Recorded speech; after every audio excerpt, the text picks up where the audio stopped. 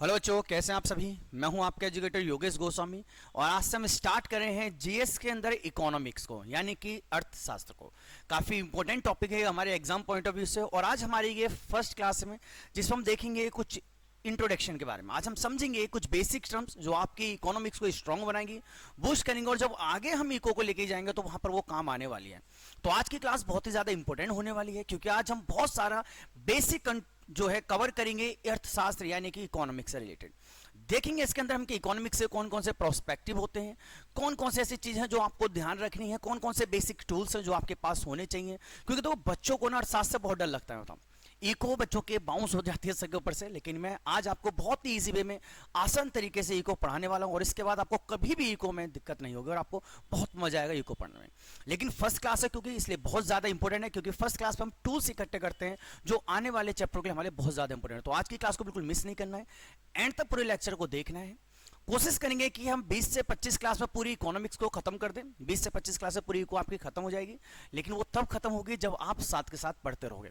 तो ऐसा नहीं है कि मैं खत्म कर दूं और आप वहीं पर रोक जाओ, तो साथ साथ कवर करते हुए चलना है। क्लियर है।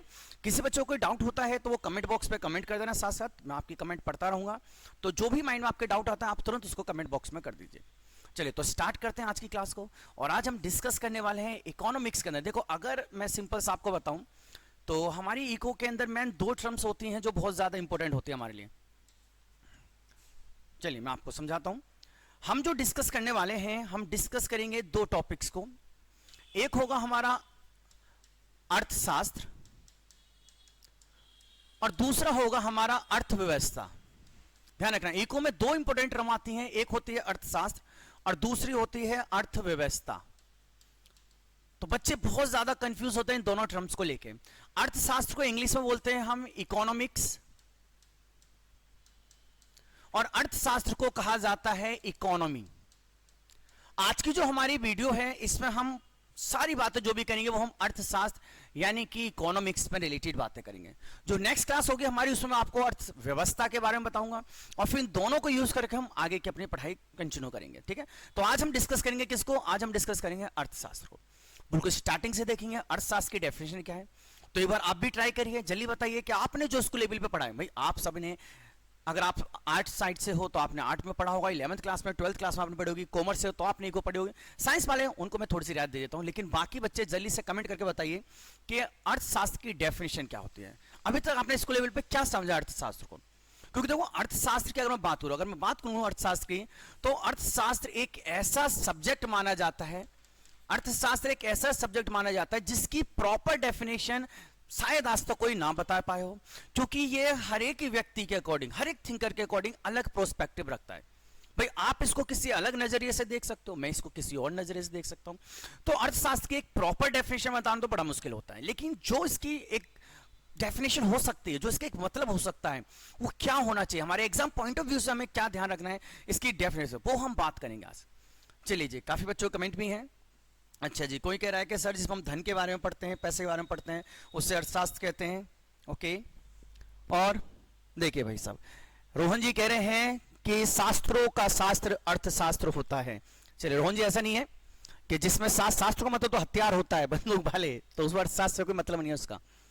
चलिए कोई बात नहीं, मैं समझाने की कोशिश करता हूं, उसको समझिए और फिर अपनी डेफिनेशन बनाते हैं। तो अगर हम अर्थशास्त्र की सिंपल सी बात करें, अगर मैं आपको अर्थशास्त्र समझाऊं तो अर्थशास्त्र का सिंपल से अगर बात करें तो अर्थशास्त्र कहता है कि हमारी धरती के ऊपर जितने भी मनुष्य हैं, भाई आप चारों तरफ देखिए तो आपको मनुष्य, आपको व्यक्ति नजर आएंगे, उन मनुष्यों की कुछ आवश्यकताएं, बड़े ध्यान से समझना, बड़े प्यार से समझा रहा हूं और याद हो जाएगी एकदम डेफिनेशन, तो बड़े प्यार से इसको समझना है।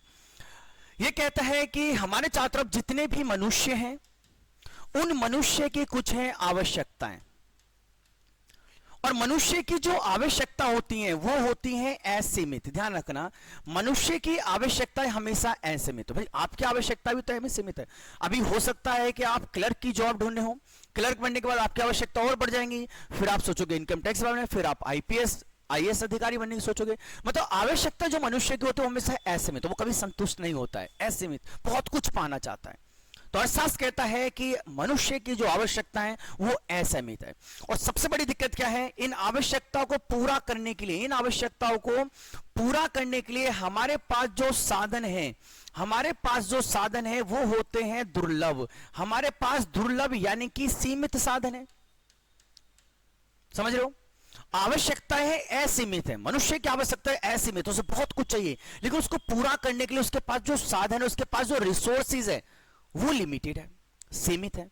तो अर्थशास्त्र कहता है कि इस सीमित, इस दुर्लभ साधन से अपनी असीमित आवश्यकताओं को पूरा करना अर्थशास्त्र कहलाता है, पूरा करना अर्थशास्त्र कहलाता है। क्लियर होगी डेफिनेशन, याद होगी, बहुत सिंपल सी डेफिनेशन।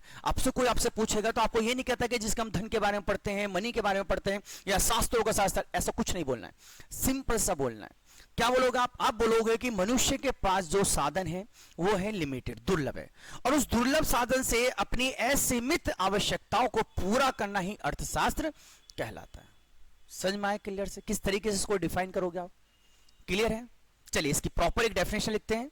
हाँ जी, किसी बच्चे को कोई भी डाउट होता है तो आप कमेंट बॉक्स में जरूर पूछिए, क्योंकि कमेंट बॉक्स में आप बार बार करते रहोगे, कमेंट पूछते रहोगे तो अच्छा रहता है, माहौल बना रहता है क्लास का, लगता है कि आप क्लास को लेके एक्टिव हो। चलिए इसकी डेफिनेशन लिखते हो तो मेरे साथ आप इसकी परिभाषा लिखिए। पहली डेफिनेशन, बहुत सारी डेफिनेशन है, जो काम किया हम उन सबको डिस्कस करेंगे जहां से क्वेश्चन बनते हैं। पहली जो हमारे पास डेफिनेशन है, पहली डेफिनेशन में आपको लिखना है कि दुर्लभ साधन या सीमित साधन, दुर्लभ या सीमित साधनों से अपनी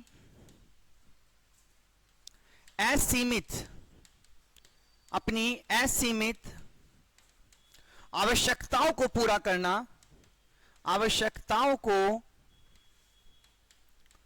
पूरा करना अर्थशास्त्र कहलाता है, पूरा करना अर्थशास्त्र कहलाता है, अर्थशास्त्र कहलाता है। हाँ भाई बताइए, कोई डाउट किसी को, क्लियर हो गया पहली डेफिनेशन। तो पहली डेफिनेशन हमारी बहुत सिंपल सी है कि जो भी हमारे पास दुर्लभ साधन है, जो भी हमारे पास लिमिटेड रिसोर्सेज हैं, उनसे अपनी आवश्यकताओं को जो पूरा करना है उसी को बोलते हैं हम अर्थशास्त्र। क्लियर हो गया इतना सा अर्थशास्त्र क्या है। चलिए आगे बात करते हैं, दूसरी डेफिनेशन की तरफ चलते हैं, दूसरी डेफिनेशन को समझते हैं। देखो दूसरी डेफिनेशन क्या कहते हैं, सेकंड पॉइंट हमारा क्या कहता है। हमारी दूसरी डेफिनेशन सिंपल सी बात कहती है कि जो अर्थशास्त्र है हमारा, जो हमारा क्या है, अर्थशास्त्र है, ये एक धन का विज्ञान है, एक मनी का एक साइंस है, साइंस ऑफ मनी है। मतलब दूसरी डेफिनेशन कहती है कि जो अर्थशास्त्र है, अर्थशास्त्र एक धन का विज्ञान है, अर्थशास्त्र एक धन का विज्ञान है। अर्थशास्त्र क्या है भाई साहब, एक धन का विज्ञान है। ये गेट आधा बंद कर देना, ठीक है ना। अर्थशास्त्र क्या है हमारा, अर्थशास्त्र हमारा एक धन का विज्ञान है जो मनुष्य की आर्थिक गतिविधियों के संबंध के बारे में बताता है। ध्यान रखना, दूसरी डेफिनेशन बहुत इजी है हमारी। मैंने क्या बोला, अर्थशास्त्र क्या है भाई साहब, अर्थशास्त्र एक हमारा धन का विज्ञान है, मनी ऑफ साइंस है, मनी ऑफ साइंस है, जो मनुष्य की आर्थिक गतिविधियों के संबंध को बताती है, आर्थिक गतिविधियों के संबंध को बताती है, ठीक है। तो दूसरी डेफिनेशन हमारी सिंपल सी डेफिनेशन है। दूसरी डेफिनेशन में कहा गया है कि जो अर्थशास्त्र है, जो इकोनॉमिक्स है, वो क्या है, वो भाई एक धन का विज्ञान है, साइंस ऑफ मनी है, जो कि बताता है आपकी आर्थिक गतिविधियों के बारे में। आर्थिक गतिविधि मतलब क्या होता है, जिसमें आप एक्सचेंज ऑफ मनी करते हो, करेंसी का लेन देन करते हो, आपने किसी को पैसे दिए, किसी से आपने पैसे लिए, तो ये सब हमारी आर्थिक गतिविधियां कहलाती है। इसको लिख लेते हैं, एक नोट पॉइंट बना के लिख लीजिए, जिससे कि आपको जब रिवीजन आप करोगे तो उस टाइम आपको कोई भी दिक्कत नहीं होगी। तो नोट पॉइंट पे लिख लीजिए कि इस आर्थिक गतिविधि का मतलब क्या है, आर्थिक गतिविधि का मतलब क्या है, आर्थिक गतिविधि का मतलब क्या है। चलिए जी लिख लेते हैं। आर्थिक गतिविधि जब भी आपके माइंड में, तो ध्यान रखना, आर्थिक गतिविधि का मतलब होता है करेंसी यानी कि मुद्रा से संबंधित। जब भी आप कभी मुद्रा यानी कि करेंसी की बात करते हो, मतलब हम बात किसकी कर रहे हैं, हम आर्थिक गतिविधियों की बात कर रहे हैं। और आर्थिक गतिविधियों का एक ही उद्देश्य है। ध्यान रखना, एक बार एग्जाम में पूछा गया था, क्वेश्चन आया था कि निम्नलिखित में से आर्थिक गतिविधियों का उद्देश्य क्या है। देखो, आर्थिक गतिविधियों का एक ही उद्देश्य होता है, वो होता है लाभ कमाना। आप कोई भी एक्सचेंज ऑफ मनी करो, कोई भी आप करेंसी से रिलेटेड कोई भी एक्सचेंज करो, तो आपके माइंड में एक ही है कि आप एक लाभ, एक प्रॉफिट आप कमाना चाहते हो। तो आर्थिक गतिविधियों का एक ही उद्देश्य होता है लाभ कमाना, लाभ कमाना। क्लियर है इतनी सी बात? तो ध्यान रहेंगे, दो डेफिनेशन हमने डिस्कस की हैं। पहली डेफिनेशन हमसे क्या कहती है? पहली डेफिनेशन हमसे कहती है कि दुर्लभ साधन, यानी कि असीमित साधन से, जो भी आपके पास साधन है भैया, सीमित साधन है, बहुत थोड़े से साधन है, दुर्लभ साधन है, उनसे अपनी असीमित आवश्यकताओं को पूरा करना है, अर्थशास्त्र कहलाता है। और दूसरी डेफिनेशन में देखिए कि अर्थशास्त्र एक धन का विज्ञान है, एक साइंस ऑफ मनी है, जो हमको बताती है किसके बारे में? आपकी आर्थिक गतिविधियों के संबंध के बारे में, कि किस प्रकार के आप आर्थिक गतिविधियां कर रहे हो। क्लियर इतनी सी बात? समझ में आ गया है? चलिए, तो कोई डाउट है तो जल्दी से कमेंट बॉक्स में करके पूछिए, किसी को कोई डाउट है? हाँ जी, कोई डाउट नहीं है किसी को? चलिए, बहुत बढ़िया। अब देखते हैं हम तीसरी डेफिनेशन क्या है। देखो, तीसरी जो इसकी परिभाषा है, तीसरी जो डेफिनेशन है, वो व्यवहार से संबंधित है, व्यवहार से संबंधित है। मतलब उसमें बताया गया है, वो कहता है, इसमें कहा गया है कि जो अर्थशास्त्र है,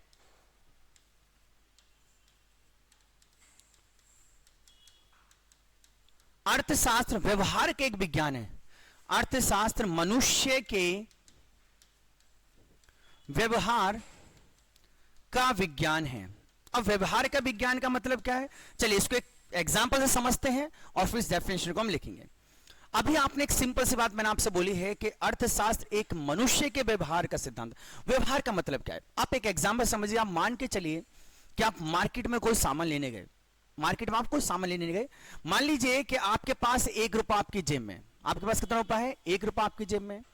और आप मार्केट में गए हो, बिस्किट कुछ भी खरीदने, बिस्किट खरीदने गए मान लो, या कोई भी चॉकलेट या आइसक्रीम लिख लेते हैं, आइसक्रीम थोड़ा ज्यादा पसंद होता है आपको, तो आप आइसक्रीम खरीदने गए और वो आइसक्रीम आपको वहां पर 10 टाइप की आइसक्रीम आपको मिली है, 10 टाइप की आइसक्रीम है और सभी 1-1 रुपए की है।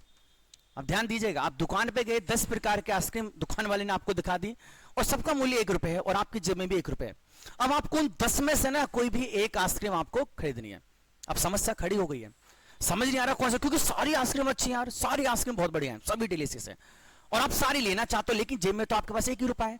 मतलब क्या है इसका? मतलब यह है कि आपके पास जो साधन है वो तो दुर्लभ है, आपके पास जो साधन है वो क्या है? वो दुर्लभ है, सीमित साधन है। और इस सीमित साधन से आपको अपनी असीमित आवश्यकताओं को पूरा करना है, आपको अपनी असीमित आवश्यकताओं को पूरा करना है, आवश्यकताओं को। तो समस्या आ चुकी है, आवश्यकताओं को पूरा करना है। तो असीमित आवश्यकता है आपकी, और असीमित आवश्यकताओं को आप सीमित यानी कि दुर्लभ साधन से पूरा करने की बात कर रहे हो। अब 10 चॉकलेट में से आप क्या करोगे? आप यहां करोगे चुनाव। मतलब यहां पर सिद्धांत हमारे सामने आता है चुनाव का सिद्धांत, चुनाव या चयन जिसको बोलते हैं, यहां पर हमारा ये किस्सा आता है। मतलब आपको 10 में से अब चुनाव करना पड़ेगा। अब समझते फिर कि 10 में से किसको चुनो, तो बेस्ट तो सभी हैं। तो ऐसे सिद्धांत में हमारा व्यवहार काम आता है और हमारा एक ही लक्ष्य होता है कि हम ऐसी चीज को चुने जो हमें प्राप्त कराएगी क्या? अधिकतम संतुष्टि। मतलब जो चीज हमें अधिकतम संतुष्टि देगी, आप उस चीज को चुनने जाओगे। क्लियर है भाई? आपकी जेब में 1 रुपया है, 10 आपके सामने आइसक्रीम है, 10 1 रुपए की है, लेकिन आप खरीद एक ही सकते हो क्योंकि आपके पास 1 रुपया है। अब उस 10 में से एक बेस्ट को चुनना जो आपको देगी मैक्सिमम सेटिस्फैक्शन, अधिकतम संतुष्टि। इसी पूरे व्यवहार को कहा जाता है अर्थशास्त्र। इसको क्या बोलते हैं हम? अर्थशास्त्र कहते हैं। क्लियर समझ में आ गया ना कैसे चुनाव करना है? चुनाव भाई देख, अगर आप कोई भी एक आइसक्रीम चुनते हो, सपोज करो आपने किसी भी इसमें से, सपोज करो आपने डेयरी मिल्क कोई भी आइसक्रीम थी, यानी कि डेयरी मिल्क की आइसक्रीम आती है ना, आपने वो चुन ली मान लो, या अमूल की चुन ली आपने। अब इस आइसक्रीम को आपको चुनने के लिए क्या करना पड़ा? यहां पर 9 आइसक्रीम का आपको त्याग करना पड़ा, और आपने ये मान के चले कि जो अमूल की आइसक्रीम है ये आपको अधिकतम संतुष्टि दे सकती है। और इसी पूरे प्रोसेस को बोला जाता है अर्थशास्त्र, क्योंकि यहां पर आपका डिपेंड होता है व्यवहार। तो एक डेफिनेशन यहां से इसकी लिख लेते हैं। इसकी सिंपल सी डेफिनेशन आती है, डेफिनेशन कहती है कि दुर्लभता तथा चयन के आधार पर उत्पन्न होने वाली आर्थिक समस्याओं को अर्थशास्त्र कहते हैं। आर्थिक समस्याओं को अर्थशास्त्र कहा जाता है। हाँ जी, बताइए जल्दी से, क्लियर हो गया है सभी को? तो तीसरी डेफिनेशन हमने देखी है व्यवहार का विज्ञान अर्थशास्त्र। पहली हमने देखी कि अर्थशास्त्र क्या है। अर्थशास्त्र में हम दुर्लभ साधनों से किसी अपनी असीमित आवश्यकताओं को पूरा करते तो अर्थशास्त्र है। उसके बाद सेकंड डेफिनेशन देखा कि एक धन का विज्ञान है, एक साइंस ऑफ मनी है, जिससे हम आर्थिक गतिविधियों की बात करते हैं। और तीसरी डेफिनेशन में देखिए कि अर्थशास्त्र जो होता है हमारा, ये व्यवहार का विज्ञान है, जिसमें हम डिसाइड करते हैं कि अगर हमको बहुत सारी चीजों में ऑप्शन है हमारे पास और उसमें से एक चीज चाहिए तो हमें चुनाव करना पड़ेगा। और चुनाव करते हैं हम किसके आधार पर? अधिकतम संतुष्टि, मैक्सिमम सेटिस्फेक्शन के आधार पर वहां पर हम चुनाव करते हैं कि ऐसी कौन सी चीज है जो आपको मैक्सिमम सेटिस्फेक्शन दे सकती है। क्लियर इतनी सी बात सभी को? हाँ जी, तो किसी को कोई समस्या है तो बताइए। तो हमने ये डेफिनेशन देखी है 3। अब इस डेफिनेशन के आधार पर एकदम सिंपल सा सार निकालते हैं कि अर्थशास्त्र का मतलब क्या निकलता है, क्या अर्थशास्त्र का सार निकलता है, और वहां से बनेंगे आपके पास क्वेश्चन। फिर मैं आपसे कुछ क्वेश्चन पूछूंगा, उसका आप आंसर देना, ठीक है? चलिए तो नेक्स्ट देखते हैं। तो अगली हेडिंग डाल लीजिए, अर्थशास्त्र का सार। अर्थशास्त्र का सार यानी कि essence of economics. Essence of economics. Essence of economics clear है इतनी सी बात? एसेंस ऑफ इकोनॉमिक्स क्या है उसकी बात करें तो आप मुझे बताइए भैया कि क्या क्या इसका इकोनॉमिक्स का एसेंस। देखो सबसे पहली बात हमने क्या समझी? सबसे पहली बात हमने ये समझी है कि हमारे पास दुर्लभ साधन है, मतलब रिसोर्सेज हमारे पास क्या है? लिमिटेड है। लिमिटेड रिसोर्सेज है, पहले में ये पता चला। और लिमिटेड रिसोर्सेज से हमें क्या करना है? हमें अपनी असीमित आवश्यकताओं को पूरा करना है। असीमित आवश्यकताओं को पूरा करना है। तो पहला तो एसेंस आवश्यकताओं को पूरा करना है, पहला एसेंस तो हमारा ये आता है। अर्थशास्त्र का पहला एसेंस का मतलब है कि दुर्लभ साधनों से असीमित आवश्यकताओं को पूरा करना। इसके बाद आता है कि आपको कभी कभार दुर्लभ साधनों के कारण आपको क्या करना पड़ेगा? आपको करना पड़ेगा चुनाव, आपको करना पड़ेगा चयन। इसे ही कहते हैं वैकल्पिक आवश्यकता। विकल्प आपको एक चुनना पड़ेगा, और ये विकल्प जो आप चुनोगे किसके आधार पर चुनोगे? ये चुनोगे आप अधिकतम संतुष्टि के आधार पर। अधिकतम संतुष्टि के आधार पर मतलब दूसरा हमारा एसेंस यही आता है कि अर्थव्यवस्था के अंदर आपको करना पड़ता है चुनाव, और वो चुनाव किसके आधार पर होता है? तो वो होता है संतुष्टि के आधार पर। कैसी कौन सी चीज है जो आपको ज्यादा संतुष्ट कर सकती है? ज्यादा संतुष्ट कर सकते, जो आपको ज्यादा संतुष्ट करिए आप उसी को खरीदोगे, और उसके लिए आपको त्याग भी करना पड़ता है। तो यही कहलाता है व्यवहार का विज्ञान। दूसरा समझ में आया? तीसरा, इसी के आधार पर अर्थशास्त्र के 3 स्तर बताओ। उसने कहा भाई हमारी अर्थशास्त्र के अंदर ना इन सब के आधार पर 3 स्तर होते हैं, और 3 स्तर के आधार पर हमारा अर्थशास्त्र पूरा चलता है। तो तीसरा एसेंस में आता है हमारा अर्थशास्त्र के स्तर। 3 स्तर होते हैं अर्थशास्त्र के। कौन कौन से स्तर हैं देखते हैं। तो पहला स्तर आता है जिसको बोलते हैं उपभोक्ता। उपभोक्ता यानी कि कंज्यूमर। भाई पहला हमारे पास आता है कंज्यूमर। कंज्यूमर कौन है? कंज्यूमर मैं हूं, कंज्यूमर तुम हो। अगर हम मार्केट में कोई चीज खरीदने जा रहे हैं तो हमें कंज्यूमर, भाई किसी ने बनाई है, हम उसे खरीदने जा रहे हैं। जब आप किसी दुकान पर जाते हो, जब भी आप किसी दुकान पर जाते हो तो आपके माइंड में एक ही चीज होता है कि मुझे सस्ते में अच्छी चीज मिल जाए, मतलब आप एक अधिकतम संतुष्टि कमाने जाते हो। भाई आप कभी डोमिनोज में पिज्जा खाने गए हो, आप क्या सोचोगे? आप सोचोगे 500 वाला पिज्जा ना मुझे 250 या 300 रुपए में मिल जाए और मजा आ जाए, मतलब आप संतुष्टि चाहते हो, सस्ते में, आप अपना प्रॉफिट देख रहे हो। आप उस कोशिश करते हो कि आप उस दिन पहुंचो जिस दिन ऑफर चल रहा हो, एक के साथ एक फ्री। तो उपभोक्ता का जो एक ही एम है, एक ही मकसद है उसका इस पूरी मार्केट के अंदर, उसका मकसद है क्या कमाना? अधिकतम संतुष्टि। ध्यान रखना, ये क्वेश्चन एग्जाम में आया हुआ है कि अर्थव्यवस्था के अंदर उपभोक्ता जो है, भाई उपभोक्ता का क्या उद्देश्य है? उपभोक्ता का उद्देश्य है अधिकतम संतुष्टि कमाना, और जिस चीज से उसको अधिकतम संतुष्टि मिलेगी वो उसी को खरीद लेगा। हमारे अर्थव्यवस्था के स्तर का दूसरा व्यक्ति होता है जिसको बोलते हैं उत्पादक, यानी कि प्रोड्यूसर। प्रोड्यूसर वो दुकान वाला है, भाई डोमिनोज वाला जो आपके लिए पिज्जा बना रहा है, वो क्या चाहेगा? भाई डोमिनोज वाला चाहेगा कि यार मैं इसको ना सस्ते में कोई भी एक सामान ऐसा दो जिससे अधिकतम संतुष्ट हो जाए और मैं अपना लाभ भी कमा लूं। मतलब अगर वो कोई पिज्जा आपको 500 वाला 300 में दे रहा है तो इसका मतलब ये नहीं कि वो लूट रहा है, नहीं, उसके माइंड में एक ही चीज है कि वो चाहता है कि आपको मिले मैक्सिमम, आपको सेटिस्फैक्शन मिले, आपको वहां पर क्या मिले, मैक्सिमम संतुष्टि मिले और उसको उस पर कुछ मिल जाए लाभ, 60-70 रुपए वो भी उसमें से निकाल ले। तो उसका मेन जो मकसद है, उसका एक ही मकसद है, आपसे अधिकतम लाभ कमाना, अधिकतम लाभ। और अधिकतम लाभ उससे तभी होगा जब वो आपको क्या कर पाएगा, संतुष्ट कर पाएगा, तभी तो आप खरीदने जाओगे, नहीं तो आप जाओगे ही नहीं।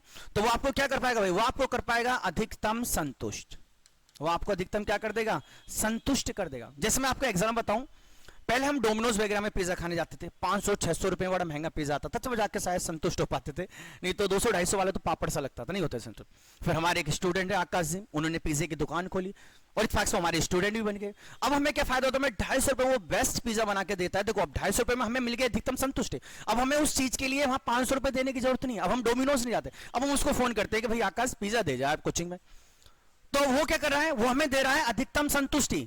तो क्या वो बर्बाद हो रहा है हमें सस्ते पिज्जा देकर, नहीं, उसका भी प्रॉफिट है, उसका भी इसमें लालच है, वो चाह रहा है कि मैं 250 रुपए में से ना मैं भी भैया से 50-60 रुपए कमा लूं, तो वो 50-60 रुपए लेके वो लाभ भी कमा रहा है और हमको मिली अधिकतम संतुष्टि, और दोनों का ये साइकिल अर्थव्यवस्था का चलता जा रहा है। क्लियर समझ में आ रहा है क्या हो रहा है। तो यहां पर उत्पाद का एक ही मकसद है, अधिकतम आपसे लाभ कमाना, और उपभोक्ता का एक ही मकसद है कि आपको अधिकतम संतुष्टि देना। जैसे हम अपनी और अपना ही बात करते हैं, मैं प्रोड्यूसर हूं, आप कंज्यूमर हो, आप चाहते हो कि मैं आपको अच्छे से अच्छा पढ़ाऊं, आपका एग्जाम आपको निकलवाऊं, आपको अच्छे से क्वेश्चन कराऊं जो आपके एग्जाम में, मतलब आप चाहते हो मैक्सिमम संतुष्टि, मैक्सिमम आप क्या चाहते हो, आप संतुष्टि, सेटिस्फैक्शन चाहते हो मुझसे, और अगर मैंने आपको सेटिस्फाई कर दिया तो आप मेरे इस कोर्स की फीस मुझे 500-1000 भी दे सकते हो।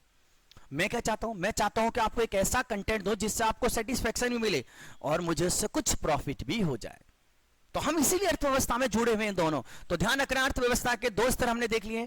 एक तीसरा स्तर और होता है, वो होता है हमारा समाज। जो तीसरा स्तर होता है वो होता है समाज। समाज का मतलब है सरकार से, समाज का मतलब क्या है, सरकार से। अब बताइए, क्या सरकार आपसे क्या चाहती है, संतुष्टि चाहती है? नहीं भाई, उसको कोई लालच नहीं है आपसे। क्या लाभ कमाना चाहती है? लाभ भी नहीं, क्योंकि सारा पैसा तो सरकार का ही है। सरकार चाहती है कि वो कुछ ऐसा काम करे जिससे हो अधिकतम कल्याण।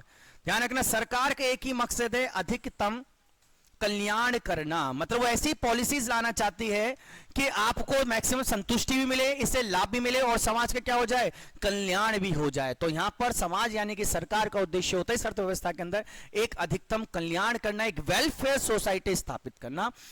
उपभोक्ता का काम होता है एक मैक्सिमम संतुष्टि ढूंढना, सेटिस्फैक्शन ढूंढना, और उत्पादक का काम होता है अपना मैक्सिमम लाभ कमाना, यानी कि प्रॉफिट के ऊपर बात करना। क्लियर है। तो ये 3 स्तर हमारे अर्थव्यवस्था के कहलाते हैं। आगे इनको डिटेल में देखेंगे हम। आई होप अभी इतना तो आपको क्लियर हो चुका है कि अर्थव्यवस्था का मतलब क्या है, अर्थशास्त्र का मतलब क्या है। तो ये अर्थशास्त्र है। अर्थव्यवस्था हम आगे देखेंगे कि अर्थव्यवस्था कैसे काम करते हैं, बस अर्थशास्त्र के बारे में ध्यान रखिए। तो इसका स्क्रीनशॉट ले लीजिए जल्दी से, फिर हम आगे बढ़ते हैं। चलिए, तो सबको क्लियर हो गया है अर्थशास्त्र का सार क्या है। तो हमने इसकी डेफिनेशन देखी काफी सारी, और उस डेफिनेशन के आधार पर हमने एक सार निकाला है कि अर्थशास्त्र का क्या मतलब होना चाहिए। तो अर्थशास्त्र का मतलब हमने समझ लिया है। अर्थशास्त्र का मतलब क्या है कि आपके पास 2 भी दुर्लभ साधन है, उनसे मैक्सिमम जो भी आपकी नीड्स है उनको पूरा करना, यानी कि अधिकतम जो भी मतलब क्या आपकी आवश्यकता, जो एमसीमित आवश्यकता है उसको पूरा करना। पहला क्या करना पड़ेगा, इसके लिए उनको चुनाव करना पड़ेगा। चुनाव क्यों करेंगे, क्योंकि उन्हें चाहिए अधिकतम संतुष्टि, होने चाहिए मैक्सिमम सेटिस्फैक्शन उनको चाहिए। और हमारी इस पूरी अर्थव्यवस्था में 3 स्तर होते हैं अर्थव्यवस्था के। पहला होता है उपभोक्ता, उत्पादक और समाज यानी कि सरकार। उपभोक्ता क्या चाहता है, वो चाहता है अधिकतम संतुष्टि। उत्पाद क्या चाहता है, उत्पादक चाहता है मैक्सिमम लाभ उसे हो, अधिकतम लाभ उसको कमाना पड़े। और सरकार क्या चाहती है, वो चाहती है कि अधिकतम समाज का कल्याण हो सके, एक वेलफेयर सोसाइटी बन सके। और इन तीनों पिलर के आधार पर हमारी अर्थशास्त्र चलती है। क्लियर इतनी सी बात। चलिए अब आगे बढ़ते हैं। अब अर्थशास्त्र जो है हमारी बुकों के अंदर आप देखो 2 प्रकार के शास्त्र, एक व्यष्टि एक समष्टि। चलिए उनकी बात करते हैं कि ये व्यष्टि समष्टि होती क्या है। बहुत इजी वे में पढ़ाऊंगा, बिल्कुल भी टेंशन मत लीजिएगा। कोई चीज समझ नहीं आ रहा तुरंत कमेंट बॉक्स में करना, बहुत आसान तरीके से आप आज से आपके लिए बहुत इजी हो जाएगा और कभी इको में आपको कोई भी डाउट नहीं होगा। क्लियर है। तो अर्थशास्त्र के 2 रूप पढ़ लेते हैं हम। अर्थशास्त्र के 2 रूप पढ़ते हैं, एक को बोलते हैं समष्टि और एक को बोलते हैं व्यष्टि। इधर लिख लेते हैं हम व्यष्टि को। व्यष्टि यानी कि माइक्रो इकोनॉमिक्स, माइक्रो इकोनॉमिक्स, और इधर लिख लेते हैं हम समष्टि को, समष्टि यानी कि मैक्रो इकोनॉमिक्स। स्कूल लेवल पे आपने बहुत पढ़ा होगा इसे, लेकिन दिक्कत यही है ध्यान नहीं दिया। आप देखो दोबारा से पढ़ना पड़ेगा। अगर उस टाइम आप इस पे ध्यान देते तो शायद आज समस्या नहीं होती हमारे सामने। ठीक है, देखिए बहुत इजी है, टेंशन मत लीजिए, बहुत मजा आएगा, बहुत आसान तरीके से पढ़ाओ। सुंदर सुंदर नोट्स बनाइए, ये आपका काम है। ठीक है, जितने सुंदर नोट्स बनाओगे उतना ज्यादा आपको पढ़ने में मजा आएगा। बाकी तो मैं आपको बहुत अच्छा कंटेंट लिखवाऊंगा, उसकी बिल्कुल टेंशन आप मत लीजिए। ठीक है, चलिए पहला पॉइंट की बात करते हैं। पॉइंट बना के लिखते रहना। पहला पॉइंट, व्यष्टि की अगर बात करते हैं तो व्यष्टि और समष्टि दोनों ही ग्रीक लैंग्वेज से हमने कॉपी किया है, ग्रीक लैंग्वेज से हमने लिया है। तो ये जो हमारा व्यष्टि है ये ग्रीक लैंग्वेज से हमने लिया है, ग्रीक भाषा यानी कि यूनानी भाषा से कॉपी करा है। और यूनानी भाषा में इसको बोला जाता है माइक्रोज। ध्यान रखना, यूनानी भाषा में माइक्रोज को बोले हम अपने इंडिया में उसको माइक्रोज बोला जाता है। माइक्रोज का मतलब होता है छोटा। माइक्रोज का मतलब क्या होता है? छोटा होता है। और इसी माइक्रोज को हमने अपने यहां पर कन्वर्ट कर दिया किसमें? माइक्रो में, और इसको बोलते हैं माइक्रो इकोनॉमिक्स। ठीक है, जो छोटे स्तर की बात करेगा आपसे। सेम ऐसे अगर हम चलते हैं समष्टि के अंदर, तो समष्टि में देखें तो ग्रीक लैंग्वेज के अंदर, ग्रीक भाषा में एक वर्ड था जिसको बोलते थे मैक्रोज। एक भाषा है मैक्रोज, और मैक्रोज का मतलब होता है बड़ा। और इसी के आधार पर हमने अपनी इकोनॉमिक्स का नाम रखा है मैक्रो। क्या नाम रखा हमने? मैक्रो नाम रखा हमने। क्लियर है? तो दो पहले क्वेश्चन इंपॉर्टेंट समझ में आ गया। एग्जाम में कई बार क्वेश्चन पूछ लिया जाता है, कई बार क्वेश्चन ये आता है कि किस लैंग्वेज से लिया है, तो ग्रीक यानी कि यूनानी लैंग्वेज से लिया है। वहां पर इसका मतलब क्या है वो सारी बातें हमने जानी है। क्लियर है? चलिए नेक्स्ट पॉइंट देखते हैं हम। साथ के साथ नोट करते चलना, क्योंकि मैं इसको बोर्ड को ऊपर सरकाता जाऊंगा और आप साथ के साथ नोट करते चलिए। चलिए दूसरे पॉइंट की बात करते हैं। तो हम समझ गए छोटे स्तर की बात करना, लिख लेते हैं। मतलब व्यष्टि से हमें पता चला कि व्यष्टि जो है वो छोटे स्तर की बात करता है। छोटे स्तर मतलब एक व्यक्ति, एक परिवार, एक कंपनी, मतलब जहां पर आप एक चीज की बात करो। जैसे कि आपको मैं कह रहा हूं कि भाई मैं एक व्यक्ति की बात कर रहा हूं कि इस व्यक्ति की अर्थव्यवस्था कैसी है, कितने रुपए के महीने में कमाता है। तो अगर मैं किसी एक व्यक्ति, एक पर्सन की बात कर रहा हूं, अगर मैं किसी एक परिवार की बात कर रहा हूं, किसी एक परिवार की, अगर मैं किसी एक कंपनी की बात कर रहा हूं, आपसे एक कंपनी की मैं बात कर रहा हूं, एक दुकान की मैं आपसे बात कर रहा हूं, तो मैं बात कर रहा हूं किसकी? मैं बात कर रहा हूं व्यष्टि अर्थशास्त्र की, एक की। छोटे लेवल की अगर मैं बात करता हूं तो मैं किसकी बात कर रहा हूं? आपसे व्यष्टि की बात कर रहा हूं। और अगर मैं वहीं पे किसी बड़े स्तर की बात कर रहा हूं, मैं आपसे बात कर रहा हूं बड़े स्तर की, बड़े स्तर पे क्या आता है भाई? अबे इन्हीं सारी चीजों को बड़ा कर दो तो बड़ा स्तर हो जाएगा। बड़ा स्तर का मतलब क्या है? बड़े स्तर का मतलब है मैं आपसे राष्ट्रीय पे बात कर रहा हूं। मैं आपसे कर रहा हूं भाई इस राष्ट्र की अर्थव्यवस्था कैसी है, इस राष्ट्र की अर्थव्यवस्था कैसी है, इस देश की अर्थव्यवस्था कैसी है, दुनिया की अर्थव्यवस्था, विश्व की अर्थव्यवस्था कैसी है। मैं विश्व की बात कर रहा हूं आपसे। अब मैं घर की बात नहीं कर रहा, मैं एक परिवार की बात नहीं कर रहा, मैं आपसे बड़े लेवल की बात कर रहा हूं। तो हम जब किसी बड़े लेवल पे अर्थशास्त्र को देखते हैं, अर्थव्यवस्था को देखते हैं, तो उसे कहा जाता है समष्टि अर्थशास्त्र। और जब हम किसी छोटे लेवल पे एक व्यक्ति, एक परिवार, एक घर, एक कंपनी, एक दुकान की बात करते हैं तो वो कहलाता है व्यष्टि अर्थशास्त्र। जैसे आपसे बोलूं कि मैं हमारे कोचिंग के बाहर एक मोमोज वाला है, एक ठेली लगाता है, बहुत पैसा छापता भाई साहब। तो मैं किसकी बात कर रहा हूं? मैं बात कर रहा हूं व्यष्टि की। मैं बात किसी कर रहा हूं? मैं व्यष्टि की बात कर रहा हूं। मैं आपसे कर रहा हूं पूरे देश के जितने भी मोमोज वाले ना पैसा तो वही छाप रहे हैं। मैं किसकी बात कर रहा हूं आपसे? मैं समष्टि की बात कर रहा हूं। आपसे किसकी बात कर रहा हूं? मैं समष्टि की बात कर रहा हूं। समझ आ रहा है दोनों में डिफरेंस? तो सिंपल सा डिफरेंस दोनों में समझते चलना है कि क्या दोनों का मतलब है, क्या दोनों के अंदर डिफरेंस है। मजा आ जाएगा साहब, बता रहा हूं आपको। इको इतनी ईजी आपके लिए हो जाएगी ना, एग्जाम में आप आग लगा दोगे, लेकिन पढ़ना पड़ेगा, आप ही को पढ़ना पड़ेगा। तो साफ साफ नोट्स बनाइए। इको इजी मैं करा दूंगा, अच्छे नोट्स मैं बनवा दूंगा, लेकिन आपको बस पढ़ना पड़ेगा। तो साथ के साथ पढ़ते चलिए, बहुत मजा आएगा इको के अंदर, बस आग लगा दो। ठीक है? और ध्यान रखना, सफलता उसी को प्राप्त होती है जो ठान लेता है, क्योंकि जो मान लेता है वो हार जाता है। तो ठानना है, मानना नहीं है। ठानोगे तो जीत जाओगे, मानोगे तो हार जाओगे। ठीक है? तो ठान लो, एग्जाम निकालना है, और एग्जाम निकालना है तो पढ़ना पड़ेगा। ठीक है? चलिए दूसरी बात करते हैं हम। व्यष्टि की बात करूं मैं आपसे, तो देखो आप छोटा सा ध्यान दीजिए। मैं किसी जंगल की बात कर रहा हूं, अगर उस जंगल में छोटा सा मैं पेड़ की बात करूं, एक जंगल उसमें पेड़ की बात कर रहा हूं, फिर पेड़ से मैं बात कर रहा हूं सभी पेड़ों की, और फिर मैंने इसको पेड़ों की बात कर दी जंगल लेवल में। तो आप ध्यान से देखिए मैं कहां जा रहा हूं। मैं छोटे स्तर से ऊपर की तरफ जा रहा हूं, मैं छोटे स्तर से ऊपर की तरफ जा रहा हूं। मैं बात कर रहा हूं एक व्यक्ति की आय की, फिर मैं बात करी मैंने उस परिवार की आय की, फिर मैंने बात करी उस राज्य की आय की, फिर मैंने बात करी उस देश की आय की। समझ रहे हो ना, मैं छोटे लेवल से ऊपर की तरफ जा रहा हूं। तो जब आप बॉटम टू अप जाते हो, छोटे से नीचे से ऊपर की तरफ जाते हो, तो उसे बोलते हैं व्यष्टि अर्थशास्त्र। तो पहला अगला इंपॉर्टेंट पॉइंट जल्दी से लिख लीजिए, क्वेश्चन बनेंगे हर एक पॉइंट पर, हर एक पॉइंट एक क्वेश्चन है, ध्यान रखना। तो इसमें हम बात करते हैं bottom to up. Bottom to up मतलब अगर आप नीचे से, अर्थव्यवस्था के निचले स्तर से ऊपर की ओर आप जा रहे हो, तो आप बात कर रहे हो व्यष्टि अर्थशास्त्र की। किसकी बात करो? व्यष्टि अर्थशास्त्र की। लेकिन अगर आप अप टू बॉटम जा रहे हो, अप टू बॉटम अगर आप जा रहे हो, यानी कि अगर आप ऊपर से नीचे की ओर जा रहे हो, निचले अर्थव्यवस्था की तरफ जा रहे हो, तो आप बात कर रहे हो समष्टि अर्थशास्त्र की। जैसे कि मैंने आपसे बोला कि भाई साहब किसी देश की अर्थव्यवस्था इतनी है। फिर मैंने बात करा कि इस देश के अंदर राज्य की अर्थव्यवस्था कितनी है। फिर मैंने बात करा कि इस राज्य में किसी इलाके की राज्य व्यवस्था कैसी है, इलाके की राज्य व्यवस्था कैसी है। फिर मैंने आपसे बोली कि भाई इस इलाके में इस परिवार की राज्य व्यवस्था कैसी है, परिवार की राज्य व्यवस्था कैसी है। और फिर मैंने बोला कि इस परिवार में इस व्यक्ति की अर्थव्यवस्था कैसी है। ध्यान दीजिएगा, मैं क्या कर रहा हूं, मैं ऊपर स्तर से नीचे की तरफ जा रहा हूं। तो अगर मैं ऊपर से नीचे की तरफ चल रहा हूं, तो इसको बोलते हैं समष्टि अर्थशास्त्र। क्या बोलते हैं? समष्टि अर्थशास्त्र। और लेकिन अगर मैं नीचे से ऊपर की तरफ जा रहा हूं, तो इसको बोलते हैं हम व्यष्टि अर्थशास्त्र। याद रहेगा, इससे बहुत इजी कंसेप्ट है और एग्जाम में फंसाता है, एग्जाम में फंसा लेगा आपको, ये ध्यान रखना। तो बहुत इजी कंसेप्ट है जिसको आपको ध्यान रखना है। चलिए बताइए, किसी कोई डाउट होते एक बार डाउट पीछे, फिर मैं इसकी डेफिनेशन आपको बताता हूं कि समष्टि व्यष्टि की क्या क्या डेफिनेशन, आपको कैसे इसको डिफाइन भी करना है।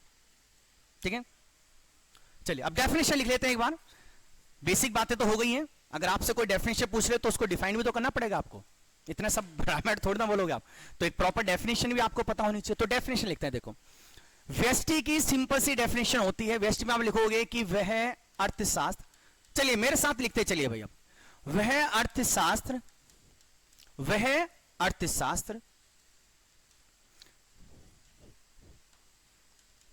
जिससे किसी,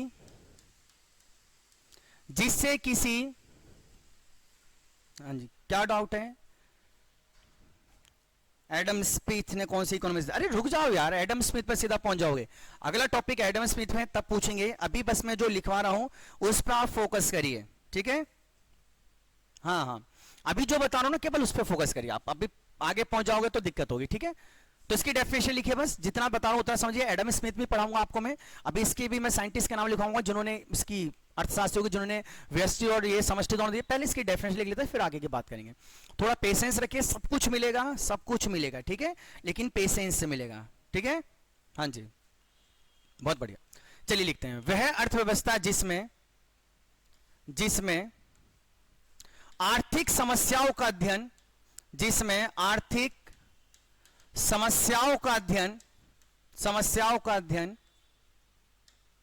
साफ साफ लिख लेते हैं, समस्याओं का अध्ययन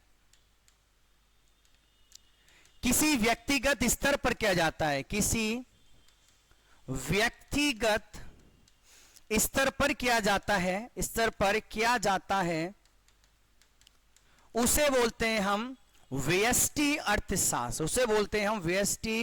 अर्थशास्त्र। क्लियर है? तो व्यष्टि अर्थशास्त्र का मतलब होता है वह अर्थशास्त्र जिसमें जो भी आर्थिक समस्या हैं, जो भी आर्थिक गतिविधियां हैं, हम उनकी बात किसी एक व्यक्तिगत लेवल पर करते हैं। एक व्यक्ति, एक परिवार, एक कंपनी, इस लेवल पर बात करें तो उसे बोलते हैं व्यक्तिगत अर्थशास्त्र, व्यष्टि अर्थशास्त्र। क्लियर थी इस बात? और अगर यही डेफिनेशन में यहां लिखो तो कैसे लिखूंगा? हम लिखेंगे वह अर्थशास्त्र जिसमें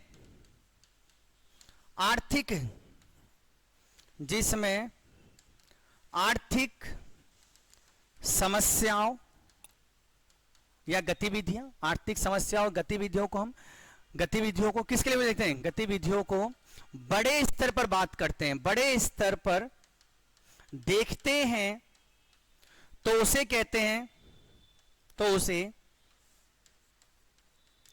समष्टि अर्थशास्त्र कहते हैं, समष्टि अर्थशास्त्र कहते हैं। क्लियर है इतनी सी बात? चलिए जल्दी से लिख लीजिए, फिर आगे बात करते हैं। बॉक्स अभी बंद नहीं करना है, अभी बॉक्स बढ़ाते जाओ और सारे इंपॉर्टेंट पॉइंट्स लिखते जाओ। तो जल्दी से नोट करिए, जल्दी से इसको नोट करिए।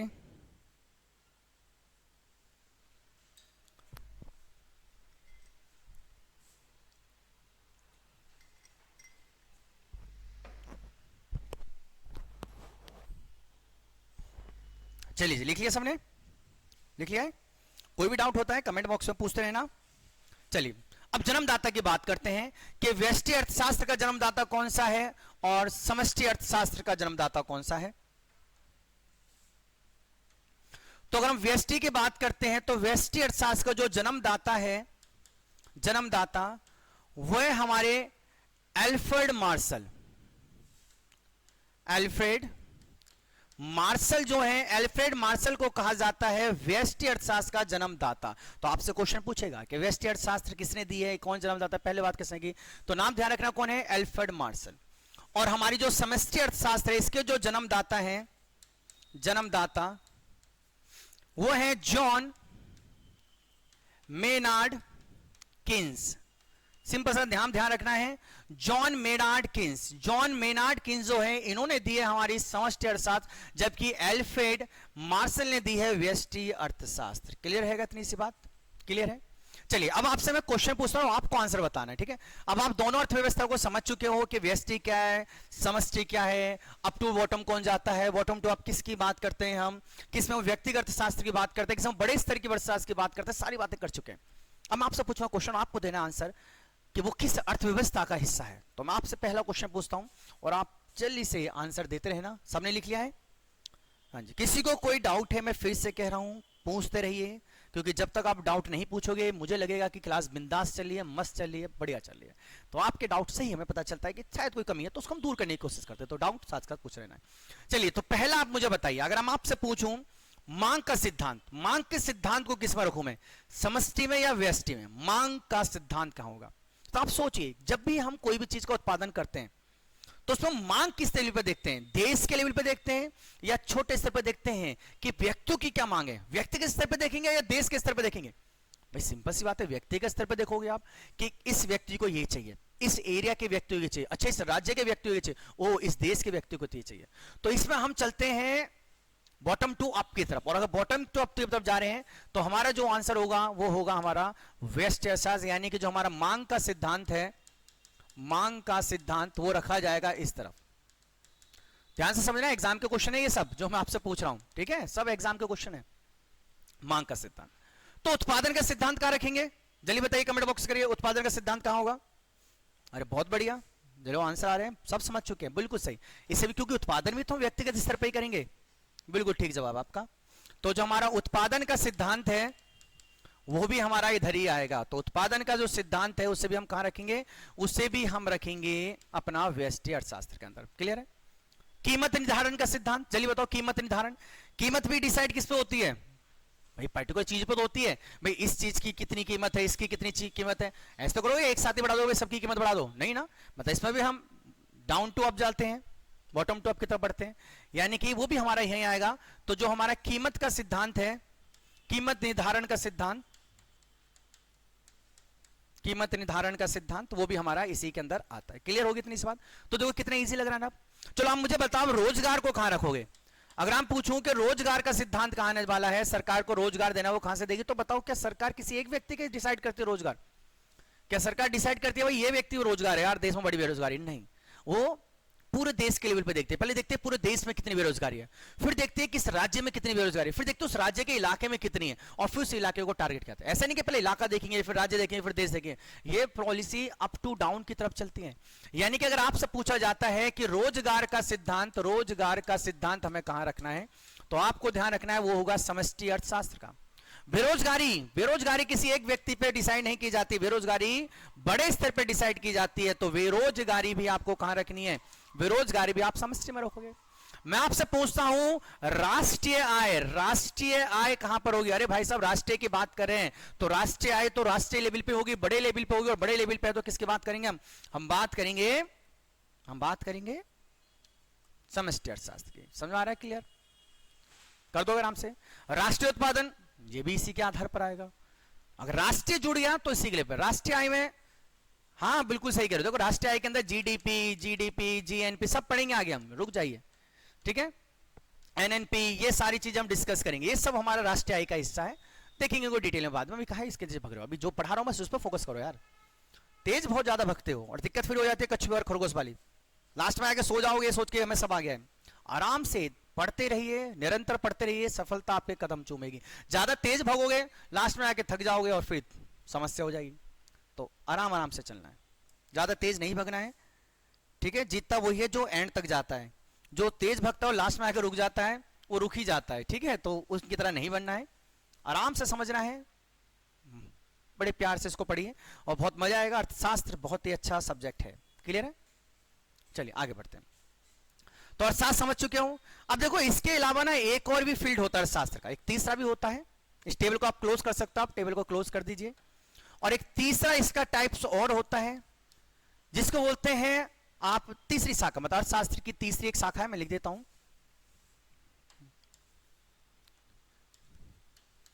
अर्थशास्त्र की तीसरी शाखा।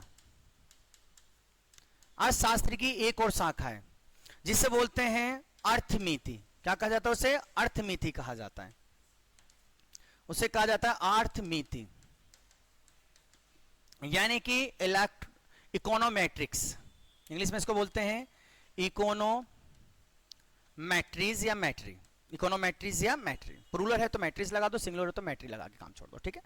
अब देखो ये क्या है, ये क्या है भाई? जब आप स्कूल लेवल पे थे तो वहां पर आपने पढ़ा होगा कि बहुत सारी चीजें ऐसी थी जिसको आप आंकड़े के अनुसार टेबल बना के डिस्कस करते थे, मैथमेटिकल इसमें करते थे कैलकुलेशन, वो सब इसी का हिस्सा था। मतलब इसके अंदर हम बात करते हैं आर्थिक विश्लेषण की, इसमें बात की जाती है आर्थिक विश्लेषण की बात करते हैं, विश्लेषण की बात करते हैं। इसमें हम मैथमेटिक जो भी हमारा गणितीय होता है उसकी बात करते हैं। इसके अंदर हम गणितीय विश्लेषण की बात करते हैं। इसमें आपको मैथमेटिक्स आपको करनी पड़ेगी, पीछे नहीं करे तुम, यहां पर आपको मैथमेटिक्स करना पड़ेगा। इसमें आप सांख्यिकी की बात करते हो, आप सांख्यिकी विश्लेषण इसमें आप देखते हो। तो ये सारा विषय हम जिस अर्थव्यवस्था के अंदर देखते हैं उसे कहते हैं अर्थमिति, इसको अर्थमिति इसको कहा जाता है। मतलब आपको यहाँ पर मैथमेटिकल कैलकुलेशन करनी है, सारी बातें, लेकिन आपके कोर्स का हिस्सा नहीं है, आपके सिलेबस का हिस्सा नहीं है, तो बच गए इस काम से। आप 11th 12th में बहुत मैथमेटिकल इसका पोजीशन है वो उनके लिए, लेकिन हमारे कॉम्पिटेटिव एग्जाम में ये एग्जाम में नहीं पूछा जाता है। तो बस इसके बारे में इतना ही जानिए कि ये है क्या, डिटेल में आपके काम का है ही नहीं। अगर 11th 12th के स्टूडेंट हो तो जरूर देख लेना, बाकी अपने काम का ये नहीं है, ठीक है। तो हमें उतना ही पढ़ना है जितने हमारे एग्जाम के काम का, क्लियर है। तो जल्दी से लिखिए और फिर आगे की तरफ बढ़ते हैं, और कोई डाउट है तो आप जल्दी से कमेंट बॉक्स में पूछ सकते हो, ठीक है। चलिए आगे बात करते हैं।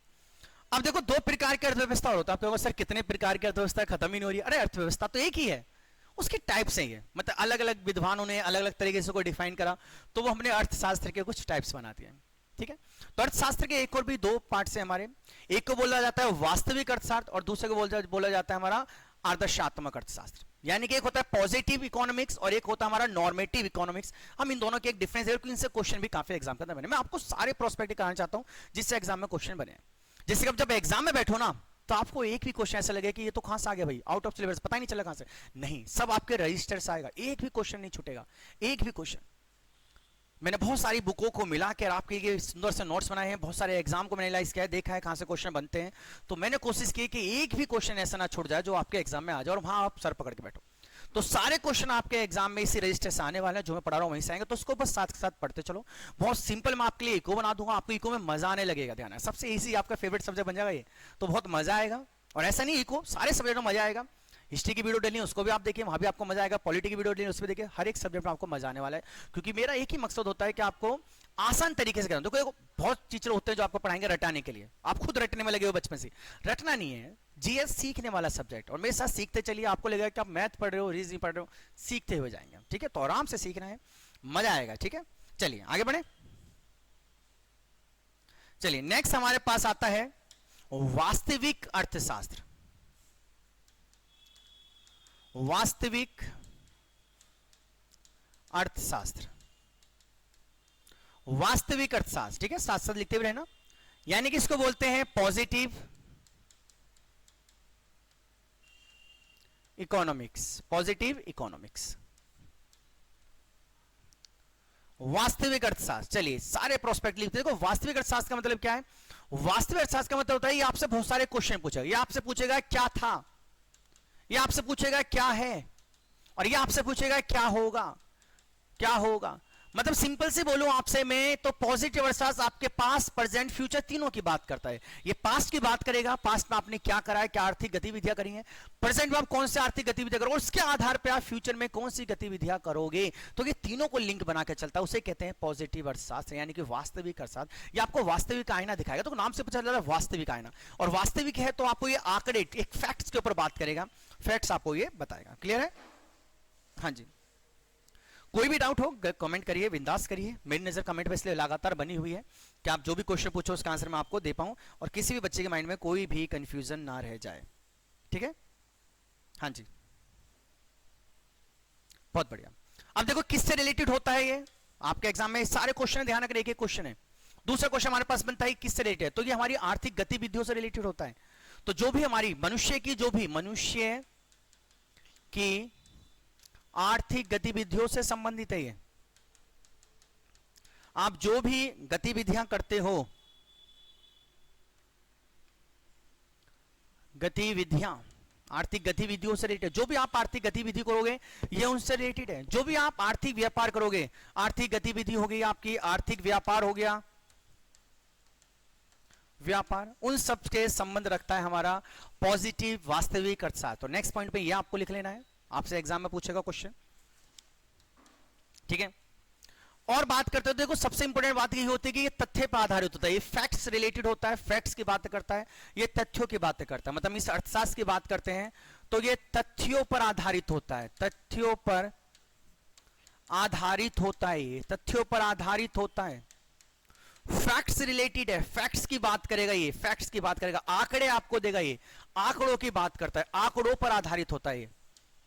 ये किस पर आधारित करता है भाई साहब? ये आंकड़ों पर आधारित होता है, आंकड़ों पर आधारित होता है। मतलब इसमें आप जो भी बात करोगे सबूत के साथ बात करोगे, फैक्ट्स के बाद, ऐसा नहीं कि अनुमान लगा रहे हो, आधारित होता है, फैक्ट्स आधारित होगा। ठीक है? इसकी अगर हम बात करते हैं, वास्तविक कथन की बात करते हैं, तो वो सत्य भी हो सकता है क्योंकि फैक्ट्स हैं। हो सकता है फैक्ट्स गलत भी हो सकता है फैक्ट्स सही भी हो। जैसे मैंने बोला इस टाइम आपसे कि भारत की जनसंख्या चाइना से ज्यादा है, भारत की जनसंख्या चाइना, मैं किसी फैक्ट्स के आधार पे तो कह रहा हूं क्योंकि मैं प्रेजेंट की बात कर रहा हूं, है भैया, तो मेरे पास हो सकता है फैक्ट्स, और हो सकता है वो फैक्ट्स गलत भी हो मेरे पास। तो फैक्ट्स के आधार पे तो उसकी सत्य असत्यता की आप जांच कर सकते हो। तो क्वेश्चन पूछेगा क्या वास्तविक अर्थशास्त्र की आप सत्य और असत्य की जांच कर सकते हो? तो आंसर होगा बिल्कुल कर सकते हो आप। तो आप वास्तविक अर्थशास्त्र के सत्य या असत्यता की जांच कर सकते हो, बिल्कुल जांच कर सकते हो। आप पता लगा सकते हो कि बात सही है गलत है, क्योंकि आपके पास क्या है? आपके पास फैक्ट्स हैं, आपके पास सबूत है, आपके पास तथ्य, आपके पास आंकड़े हैं जिसके आधारित पर आप ये सारी बातें कर रहे हो। समझ में आ रहा है क्या क्लियर कर रहा हूं? हाँ जी, बताइए किसी को कोई डाउट है इसमें? जो भी डाउट तो मैं बार बार इसलिए आपसे पूछ रहा हूं क्योंकि एक भी डाउट माइंड में रहा तो आपको दिक्कत हो जाएगी, इसलिए बिल्कुल बताइए। देखो ध्यान रखना, जब भी हम पॉजिटिव की बात करते हैं, जब भी हम पॉजिटिव अर्थशास्त्र की बात करते हैं, पॉजिटिव अर्थशास्त्र में जो भी आर्थिक विचार होते हैं हम उनको नहीं देखते। यहां पर आर्थिक विचारों का मूल्यांकन नहीं किया जाता है। तो नेक्स्ट पॉइंट ये भी लिख लेना, बड़ा इंपॉर्टेंट पॉइंट है। वास्तविक अर्थशास्त्र में जो भी अर्थशास्त्री होते हैं, बहुत सारे लोग होते हैं ना हमारे समाज में बोलते रहते हैं कुछ भी, तो अर्थशास्त्रियों के जो भी विचार होते हैं, अर्थशास्त्र के विचारों का मूल्यांकन नहीं किया जाता, मूल्यांकन नहीं किया जाता, इसमें नहीं किया जाता। तो आपके एग्जाम में क्वेश्चन बनेगा यहां से, ध्यान रखना, नहीं किया जाता। तो ये सारे पॉइंट आपको ध्यान रखने, ये सारे पॉइंट किस रिलेटेड हैं? ये सारे पॉइंट रिलेटेड हमारे वास्तविक अर्थशास्त्र से रिलेटेड हैं। तो इसका स्क्रीनशॉट आप ले लीजिए जल्दी से। और ये सारे क्वेश्चन हमारे पास, आपसे पूछेगा निम्नलिखित में से कौन सा कथन वास्तविक अर्थशास्त्र रिलेटेड है? तो वास्तविक अर्थशास्त्र रिलेटेड क्या है कि भाई हमारे प्रेजेंट पास्ट फ्यूचर की बात करेगा, ये फैक्ट्स आधारित होगा, आंकड़ों पे बात करेगा, आंकड़ों पे तथ्यों पे बात करेगा, ये तथ्यों पे बात करता है, आर्थिक गतिविधियों, आर्थिक व्यवहार, आर्थिक व्यापार, इन सबसे संबंधित होता है, रिलेटेड होता है ये। इसमें हम किसी भी अर्थशास्त्री के विचार की मूल्यांकन नहीं करते। क्या कह रहा है बंदा, कहने दो, कोई फर्क नहीं पड़ता। वास्तव साथ सत्य असत्य हो सकता है, बिल्कुल हो सकता है, ये बातें आपको इसमें ध्यान रखनी है। क्लियर रहेगा आपको? चलिए दूसरी अर्थव्यवस्था की बात करते हैं। दूसरी उसको बोलते हैं आदर्शात्मक, आदर्शात्मक यानी कि नॉर्मेटिव इकोनॉमिक्स। आगे बढ़े, चलिए नेक्स्ट बात करते हैं। अर्थव्यवस्था का इंट्रोडक्शन हमारा बस खत्म होने वाला है, टेंशन मत लियो, थोड़ा सा रह गया, उसके बाद नेक्स्ट क्लास में अर्थशास्त्र को देखेंगे, अर्थव्यवस्था को देखेंगे। अर्थशास्त्र आज हमारा कंप्लीट हो जाएगा, तो मैं सोचा पूरा ही करा दूं, ठीक है। चलिए नेक्स्ट लिखिए, नेक्स्ट हमारा क्या आता है, नेक्स्ट हमारा आता है आदर्शात्मक, आदर्शात्मक अर्थशास्त्र, यानी कि नॉर्मेटिव इकोनॉमिक्स, बिल्कुल इसका विपरीत है, बिल्कुल वास्तविक का उल्टा हो जाता है। यह आपसे केवल फ्यूचर की बात करेगा, यह आपसे पूछेगा क्या होना चाहिए, क्या होना चाहिए, क्लियर है। यह आपसे फ्यूचरिस्टिक बात करेगा, फ्यूचर की बात करेगा, फ्यूचर में क्या होना चाहिए। जैसे मैं बोलूं कि 2025 में भारत की जनसंख्या चीन से ज्यादा हो जाएगी, फ्यूचर की बात कर रहा हूं, नहीं हुई तो फ्यूचरिस्टिक बात कर रहा हूं, मेरे मन में है विचार मैंने रख दिया। जैसे हम कहते हैं कि भारत जो है इतने साल बाद 5 ट्रिलियंस की इकोनॉमी बन जाएगा, दूसरे नंबर पर आ जाएंगे हम, फ्यूचर की बातें हैं सारी। हम कौन सी बात करें, हम उसमें बात कर रहे हैं आदर्शात्मक अर्थशास्त्र की, हम फ्यूचर की बात करें कि ऐसा होगा। इसमें हम आर्थिक मुद्दों की बात करते हैं, इसमें हम किसकी बात करते हैं, इसमें हम आर्थिक मुद्दों की बात करते हैं, मतलब किस चीज पे डिबेट चलिए, मुद्दे देखते हैं, मुद्दों की इसमें बात करते हैं, इसमें हम समस्याओं की बात करते हैं, समस्याओं की, और इसमें हमारा उद्देश्य एक ही होता है, हम इसमें समस्याओं का समाधान निकालने की कोशिश करते हैं। इसमें हमारे क्या समस्याओं का समाधान निकालने की कोशिश करते हैं, समस्याओं का समाधान निकालने की कोशिश करें। इसमें हम बात किसकी करते हैं, ये सारे तथ्य डिपेंड करते हैं किस पे, अर्थशास्त्रियों के विचार पर। ये सारी बातें किस पे डिपेंड करते हैं, ये करती हैं अर्थशास्त्रियों के विचारों पर आधारित होती है बातें, विचारों पर आधारित होती हैं। भाई क्या विचार वो दे रहे हैं, उन्हें क्या लगता है होगा, किस आधार पे कह रहे हैं, तो उन सारी विचारों की बात करते हो। कोई विचार दिया जाता है तो उस विचार में एक और चीज देखने को मिलती है जिसे कहते हैं वाद विवाद। इसमें जो भी विचार हैं उन विचारों पर होता है वाद विवाद, ध्यान रखना, वाद विवाद। रोज तो देखते हो आप न्यूज में, रोज न्यूज में देखते हैं सरकार लाने वाली है यूसीजी, वाद विवाद चल रहा है, फ्यूचरिस्टिक आए नहीं है लेकिन लड़ रहे हैं, रोज रोज लड़ रहे हैं। तो इसमें फ्यूचरिस्टिक बात करते हैं, और फ्यूचरिस्टिक बात है तो उसको आप सत्य असत्य नहीं कह, क्यों, क्या होने वाला है पता ही नहीं, हो भी सकता है नहीं भी, लेकिन उसको हम अभी नहीं कह सकते कि वो सत्य है असत्य। मतलब कि हम सिंपल से कह सकते हैं कि इसका सत्य असत्यता कि आप जांच नहीं कर सकते, असत्यता का मूल्यांकन आप नहीं कर सकते, मूल्यांकन आप नहीं कर सकते। पिछले वाले के आप कर सकते थे क्योंकि हमारे पास फैक्ट्स और हम फैक्ट्स के आधार पर बात कर रहे हैं। फैक्ट्स गलत तो हम कह देंगे भैया असत्य है, और फैक्ट्स सही है तो हम कह देंगे कि सही है। क्लियर है सभी को, समझ में आ रहा है मैं क्या कहना चाह रहा हूं। तो हर एक पॉइंट को आराम से सुनिए, आपको समझ मिल जाएगा, ठीक है। इस अर्थव्यवस्था का उद्देश्य क्या है भाई, इसका उद्देश्य होता है कि जो भी आर्थिक समस्याएं हैं, जो भी समस्याएं हैं उनका समाधान निकालना, समाधान निकालना। क्लियर है। तो यह है हमारी आदर्शात्मक अर्थशास्त्र, और हमने जाना इससे पहले अपना वास्तविक अर्थशास्त्र। तो दोनों में डिफरेंस आपको पता होना चाहिए। एग्जाम में कई बार बहुत अच्छे अच्छे क्वेश्चन बने, मैं आप सभी के लिए इस पे क्वेश्चन भी लिखा हूं एमसीक्यू, और वहां पर देखना कितना मजा आएगा और किस तरीके से क्वेश्चन इस पे बनते हैं। क्लियर है। चलिए आखिरी बात करते हैं एडम स्मिथ की भी, और उसके साथ आज की क्लास को फिर खत्म करेंगे।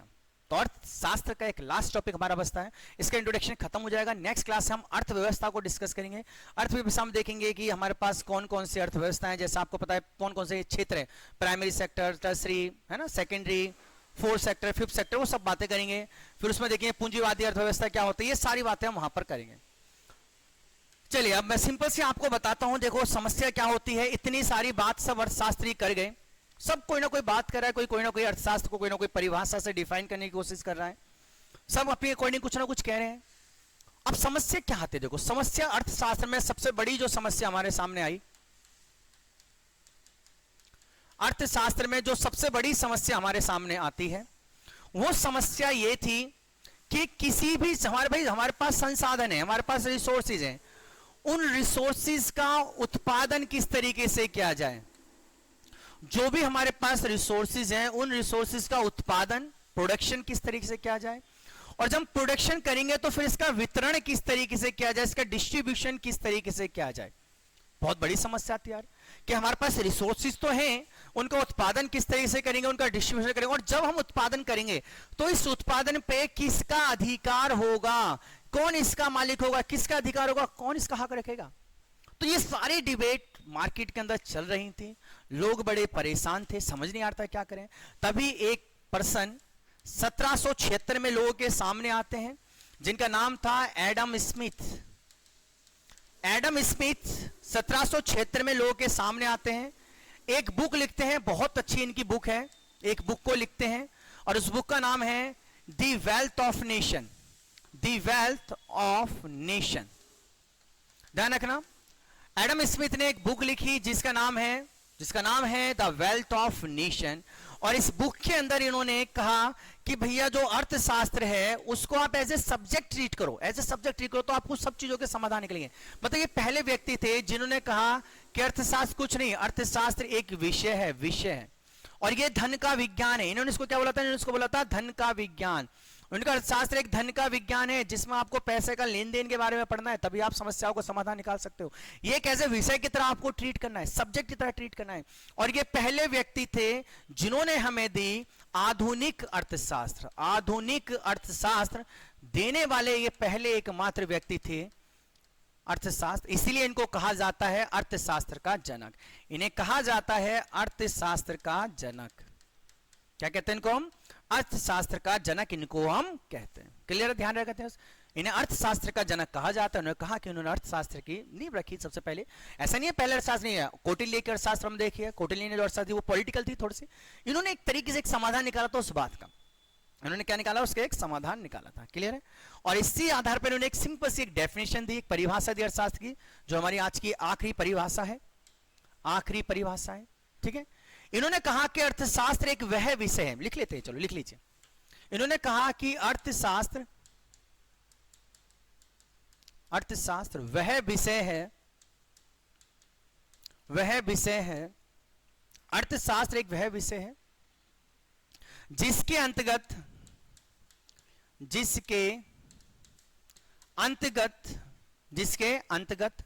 वस्तुओं और सेवाओं,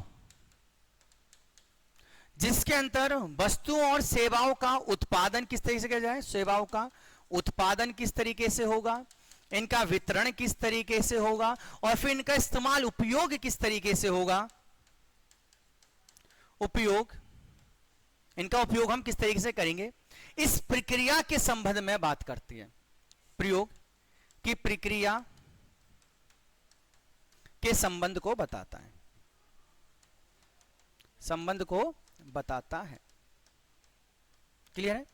तो इसी को बोलते हैं हम अर्थशास्त्र। तो एडम स्मिथ की डेफिनेशन है, ये सिंपल सी बात कहते हैं, सिंपल सी बात कहते हैं भाई वस्तुएं हमारे पास और सेवाएं। मैं आपको सेवाएं दे रहा हूं, दुकान से कोई वस्तु, बोर्ड खरीद लेंगे, वस्तु है, तो हमारे पास वस्तु और सेवाएं। अब इनका उत्पादन किस तरीके से करना है, किस तरीके से लोगों तक इनको बांटना है, और फिर किस तरीके से उसका यूज करना है, इस पूरी प्रक्रिया को संबंध जो है, इसी को हम अर्थशास्त्र कहते हैं। तो ये एडम स्मिथ की डेफिनेशन है जो उन्होंने दी है। क्लियर है?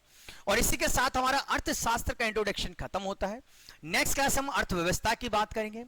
तो उम्मीद करता हूं कि सब बच्चों के एकदम टॉपिक क्लियर हो चुका है। क्लियर है?